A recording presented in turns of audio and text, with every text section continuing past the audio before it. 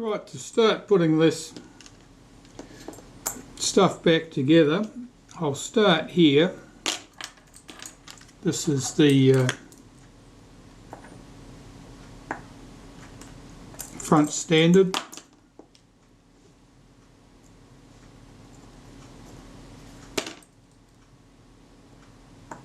So I'll get its guide pieces in place.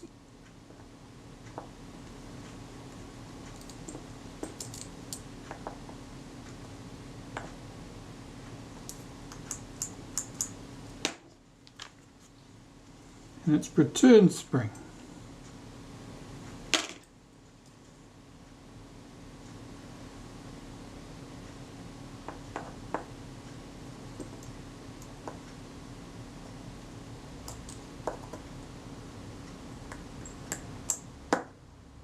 Get that screw done up tight. Check the action, that's nice and smooth. Just check those two screws. They're good. I'm going to put a touch of graphite powder in there for lubricant, just for good measure.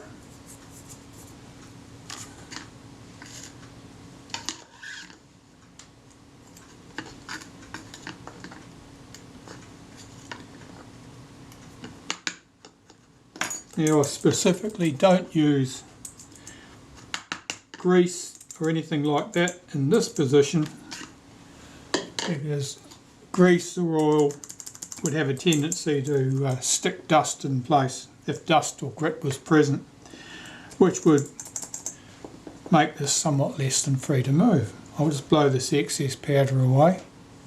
Now I'm ready to carry on putting this together. So, taking some synthetic lubricant, and this stuff is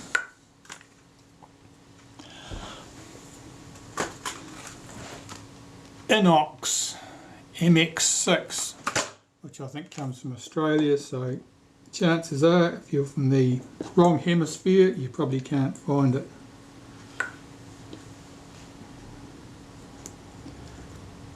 Let's put a smear of grease in the top and bottom there where those buttons are going to sit.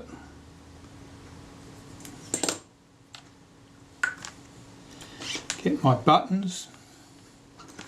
Put their return springs in place, and the springs go in the holes, they do not go over the post. If you put them over the post you can have a bad time of it. Fit the buttons in place.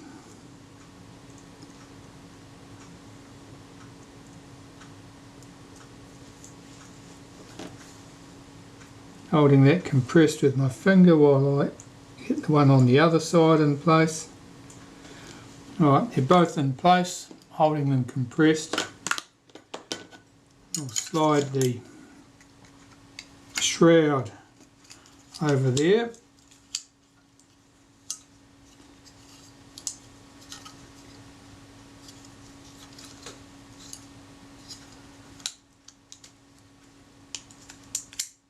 Yes, that all pops up nicely into position, slides backwards and forwards. That's good. Now some lubrication in there. So these guide rails at the back, lubricate those with a bit of synthetic grease, top and bottom.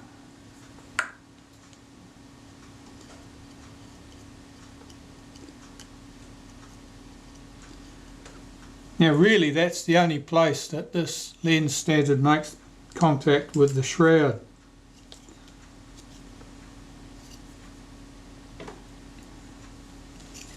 And the other point of friction here, if you like, is where the buttons, the spring-loaded buttons run.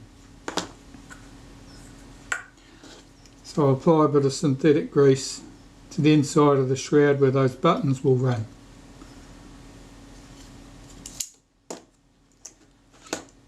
And that's that. That's ready to go into the housing. But the camera body, first I've got to put the transfer shaft in place, the shaft that takes the action from the shutter cocking rack through to the front of the camera and the shutter itself. It's So I'll put some synthetic grease on that. I'll put its little bracket, clamp bracket in place, holding that from the inside. Line up the hole, get the fixing screw in place. Fixing screw is the only one on the camera that looks like that. Small round head screw. Now here I've got my cocking rack, and I want sufficient clearance at this point so that it's not tight, so it doesn't rub. If there's too much clearance at that point, you will end up with the cocking rack not contacting across its full width with the teeth on the gear of the transfer shaft, which means it would be prone to wearing out too quick. So I'll just put a feeler gauge in there behind that rack, slide the screw back, check that everything moves freely, and I'll use a 4/1000ths of an inch feeler gauge, which is 0.1 millimetre. And from experience I've discovered that that's good.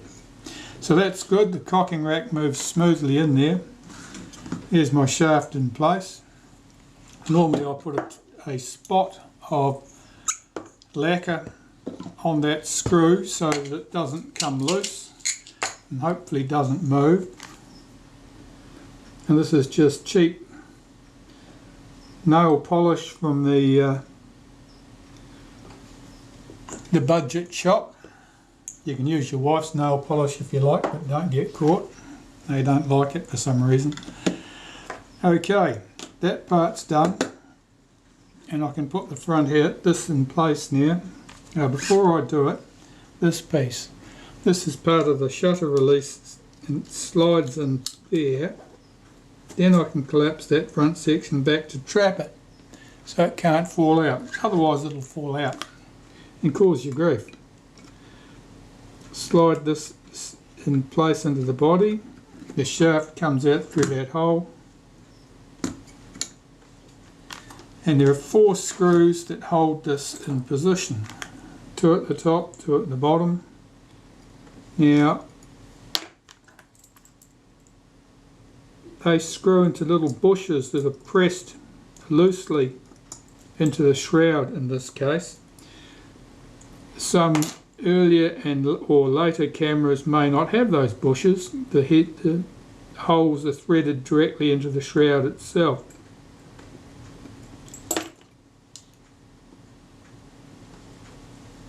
The one on this corner is the worst because the bush is not held as tightly in that position as the other 3, and it's easier to dislodge it. And if you dislodge it, it's not easy to get it back in position without taking the whole thing back out of the camera body and dealing to it. Now don't press hard on your screwdriver, you'll push the bush out. Right, they're all in place, so I can tighten those 4 screws up. If you're sorting out your screws, the 2 dirty ones, the ones with remains of grease, glue and stuff on them, they'll be the ones from the bottom of the camera. At the top of the camera they'll be nice clean screws, but given the amount of tension you tend to put on them, they'll probably be a bit more mutilated looking than some of the others. Right, so that's in there. That's all moving smoothly. And I'm going to pop the shutter release shaft in there temporarily so that this piece can't get lost. And I'll check the action, make sure this opens and closes smoothly.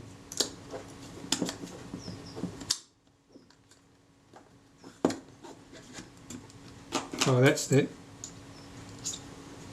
Transfer shaft, of course, doesn't always want to come back out through the hole. Flops around a bit, that's better. Now that slides backwards and forwards smoothly, that's good. So I can assemble the focus helical stuff now, which means getting our inner and outer helical back together in the correct orientation. Of course I've marked these, so let's see how we go. I've got a double scribe line there and a single on the other side on the inner helical, and on the outer helical, yeah, it's round there somewhere, so I need to change my start position. Let's try about there.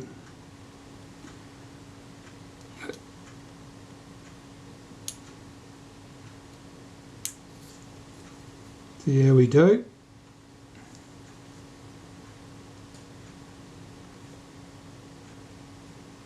That's it. There I've got the inner and outer helical in the same plane. And when they're in the same plane, my lines line up. So I know that I've got that in the correct position. That was, you have to normally do that at least 2 or 3 times until you get it exactly where you want it. Because getting multi-start threads to start where you want to is not always easy. It's easier to get them started 1 or 2 steps away from where they should be.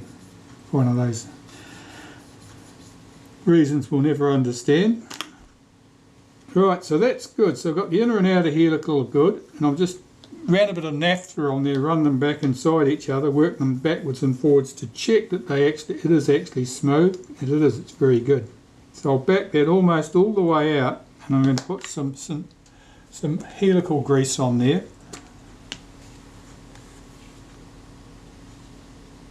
Yeah, and the details will be in the description as to what I'm using, so I'm not going to bother repeating it for the 1000th time. So in about half a dozen spots around here I'll put a smear of grease.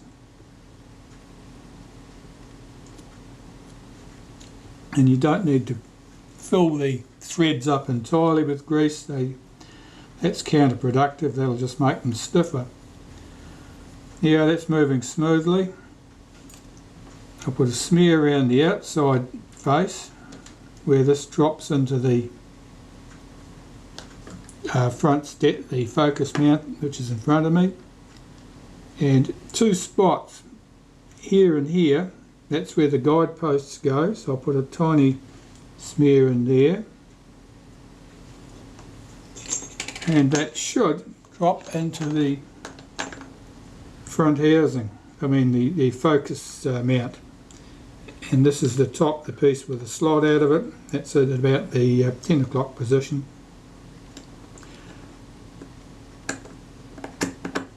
Right, so that drops in. And I'm checking that the action is smooth.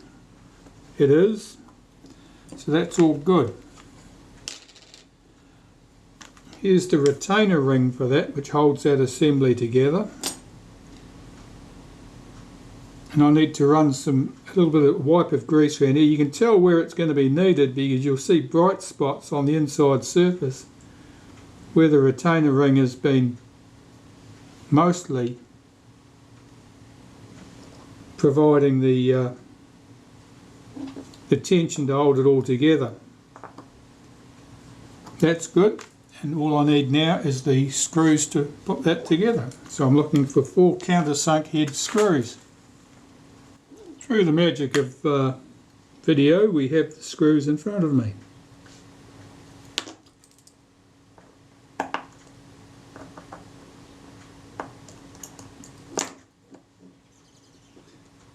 These screws are nickel plated. On later Retina IIIC cameras, these screws were often black. No, they were the same size, same thread. Right, they're all in place, so I can go around and tighten them up.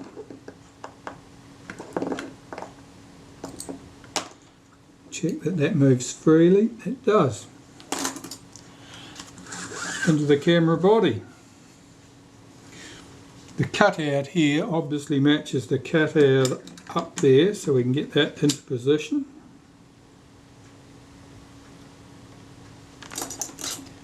Now we need the next screws. 4 nickel plated screws, round heads, hold the assembly to the front standard.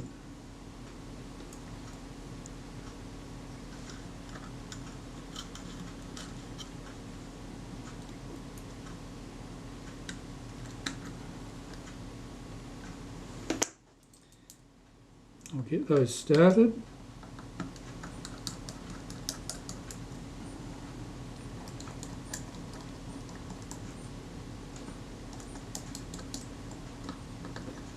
As you run the screws down, don't tighten them up until you've got all of them in position. Otherwise you inevitably find it hard to get the last one to start. Okay, they're all in place. I can tighten them up. Just nip those 4 screws up.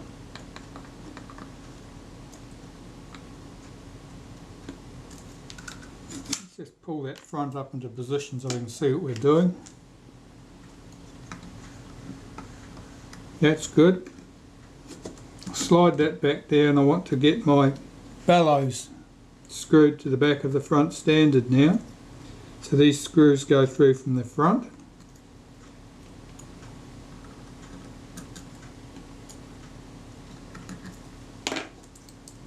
I'll get them started.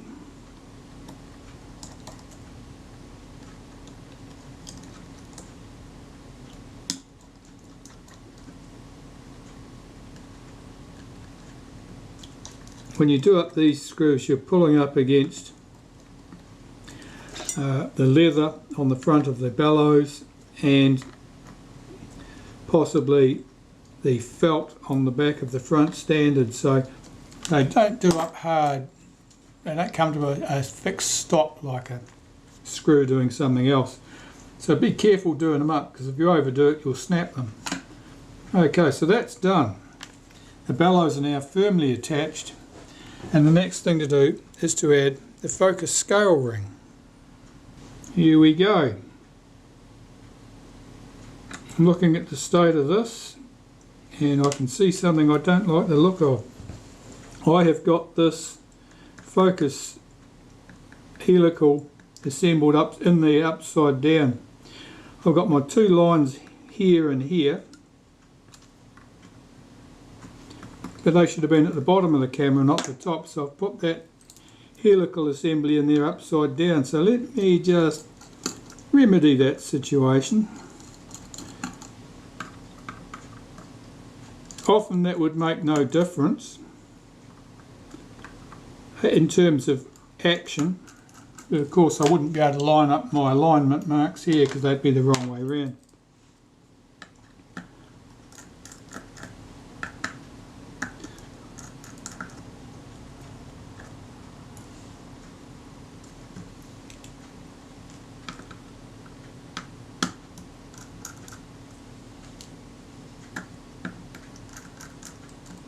I blame you for that, because I've got the camera sitting the right way up for you and the wrong way up for me.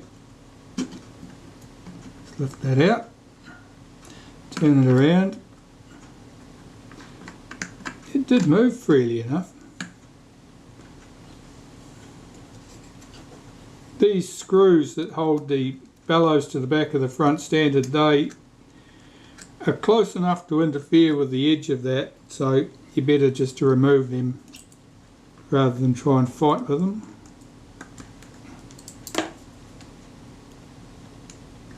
We're back where we started in about 30 seconds.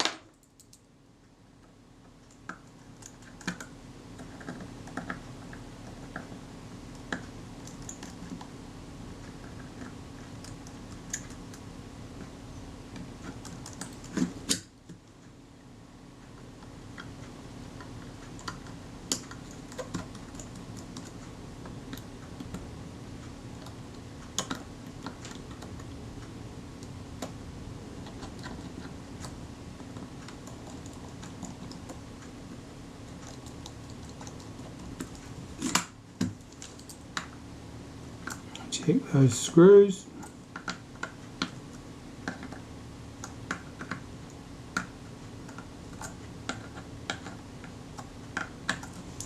Alright, here is the focus scale ring, and I can check my alignment with my aligns on the outer helical. And you can usually tell. Usually there's a scar where the screw head's screwed against it, and you can use that as an alignment guide too. Particularly if you dismantled the camera without marking everything beforehand.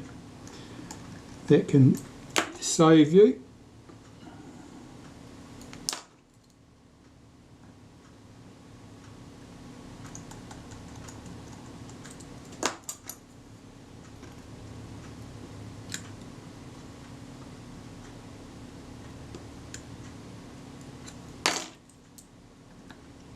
Don't over tighten these screws.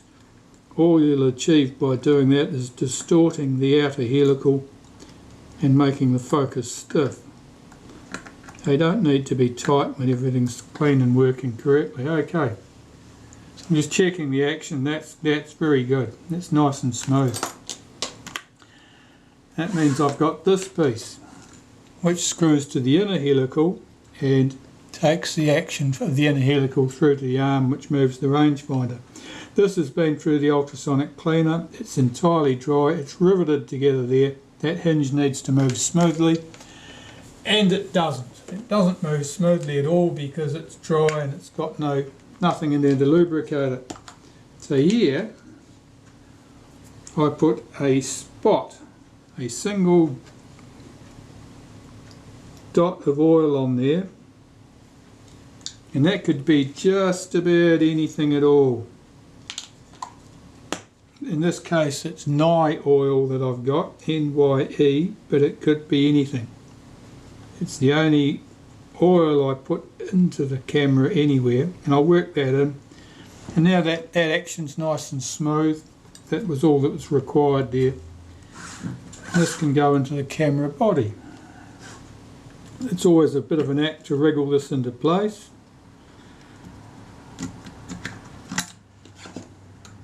I'm not sure how anyone drew that up on paper and was able to convince people that when you built it it would fit, because it requires a lot of wriggling to get that round the corner.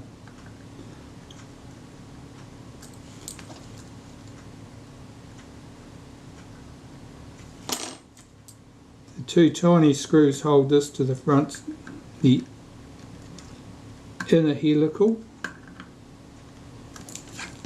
And at the top there's our arm, and there's a post that screws in here, and this post moves the arm on the rangefinder as the focus scale moves. As you can see, that screw head there moving forward and backwards. That's good. That's exactly as it should be. So what's next in this game? Well, there the gear, the other half of the front, the shaft really for cocking the shutter, and the piece that holds that in place.